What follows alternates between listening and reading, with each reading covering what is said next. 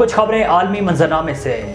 سکھ برادری نے دنیا بھر میں 8 جولائی کو ہردیپ سنگھ کی یاد میں آزاد خالصتان ریلیاں منعقد کرنے کا اعلان کر دیا۔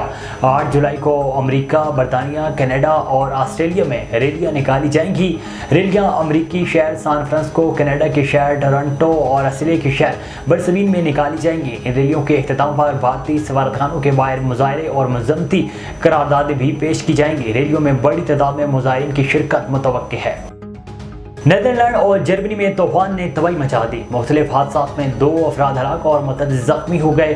145 کلومیٹر فی گھنٹے کی رفتار سے چلنے والی ہواؤں سے درجنوں درخت گر گئے۔ درخت گرنے سے متعدد گاڑیوں اور کشتیوں کو نقصان پہنچا۔ طوفانی ہواؤں کے پیش نظر نیدرلینڈز اور جرمنی میں سینکڑوں پروازیں منسوخ کر دی گئیں، جبکہ نیدرلینڈز کے شمالی علاقوں میں ٹرین سروس بھی روک دی گئی۔ قومی ادارہ برائے موسمیات نے 3 صوبوں میں ریڈ الرٹ کا اعلان کر دیا، جبکہ طوفان پاولی نے ملک میں شدید بارشوں اور تیز ہواؤں کے ساتھ تباہی مچا دی۔ سعودی عرب میں وزارت حج اور عمرہ نے عمرہ کی ادائیگی کے لیے الیکٹرانک ویزا کے اجراء کے آغاز کا اعلان کیا ہے۔